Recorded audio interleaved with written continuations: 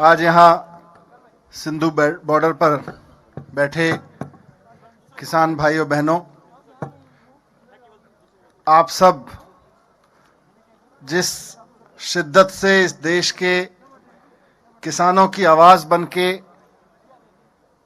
इस देश के किसान की सबसे बड़ी समस्या, इस देश की कृषि के सामने आ रहे सबसे बड़े खतरे को लेकर जिस शिद्दत से आप सब लोग यहाँ बैठे हैं, मैं आपके उस जज्बे को, उस हिम्मत को, उस कॉज के प्रति आपके समर्पण को नमन करता हूँ।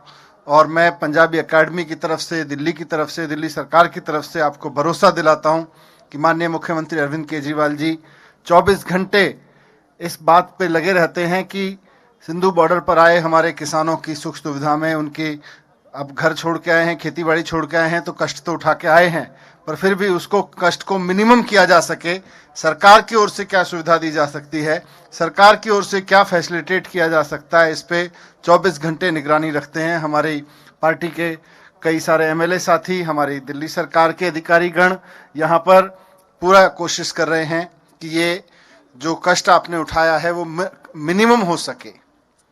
और ये सब आज पूरा देश जानता है इस बात को, देश भर के राज्य के किसानों के बीच इस बात की चर्चा है कि जिस वक्त केंद्र सरकार इस मूड में थी कि दिल्ली आ रहे किसानों को गिरफ्तार करके उठा के दिल्ली के स्टेडियम्स को जेल में बदल के किसानों को वहां डाल दिया जाए और उसके बाद किसान वहीं पड़े रहें, जेल की चारदीवारी में, स्टेडियम की चारदीवारी में जेल में पड़ जाएं, वही उनके लिए काला पानी हो जाए, उस वक्त मुख्यमंत्री अरविंद केजरीवाल जी ने तमाम दबाव के बावजूद उस लड़ाई को लड़ा कि नहीं, दिल्ली के स्टेडियम्स को किसानों के लिए जेल नहीं बनाएंगे।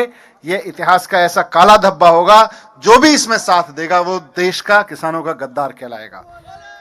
दोस्तों, आज हम सब लोग गुरु गोविंद सिंह जी के साहिबजादों और माता गुजरी देवी जी की सुप्रीम शहादत, माता गुजरी कौर जी की सुप्रीम शहादत को नमन करने के लिए इकट्ठे हुए हैं।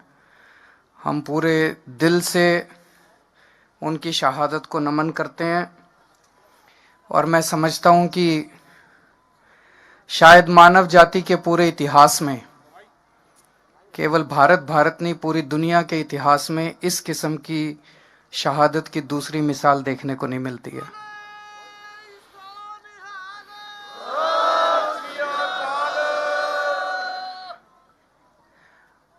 आज हमारे देश के किसान दिल्ली के बॉर्डर पे यहाँ पे आए हुए हैं। देश का किसान आज बहुत दुखी है। देश के किसान पे मुसीबत आई हुई है।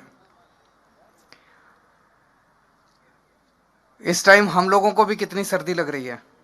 एक जैकेट पहन रखी है, एक स्वेटर पहन रखा है, अंदर इनर पहन रखा है, मफलर पहन रखा है। आप सोचो, रात को जब इतनी ठंड हो जाती है, खुले आसमान के नीचे सड़क के ऊपर हमारे किसान भाई, माताएं, बच्चे पिछले 32 दिनों से सोने को मजबूर हैं। आखिर क्यों? सोच सोच के भी दिल कांप उठता है। 40 से ज्यादा लोगों की शहादत हो चुकी है यहां पे। आज इस मंच के जरिए, इतने पवित्र स्थान पे, इतने पवित्र मौके पे मैं हाथ जोड़ के केंद्र सरकार से अपील करता हूं, ये अपने ही लोग हैं, हमारे ही लोग हैं, हमारे भाई हैं, हमारी बहनें हैं, हमारे बुजुर्ग हैं, ये अपने ही देश के लोग हैं। इनकी बातें सुन के, इनकी मांगें पूरी करके वो तीनों कानून वापस ले लो और इन लोगों के संघर्ष को यहीं खत्म करो। अब और कितनी शहादत लेना चाहते हो आप? पता नहीं किस किस तरह की बातें की जा रही हैं। तरह तरह से ये सभी सरकारों का एक तरह से हथियार होता है। मेरे को याद है जब अन्ना आंदोलन में हम लोग बैठा करते थे, हमें भी बदनाम किया जाता था। आज किसानों को कहा जा रहा है आतंकवादी हैं, किसानों को कहा जा रहा है राष्ट्रद्रोही हैं। अरे किसान आतंकवादी हो गए और किसान राष्ट्रद्रोही हो गए तो तुम्हारा पेट कौन भरेगा? तुमको रोटी कौन देगा उसके बाद?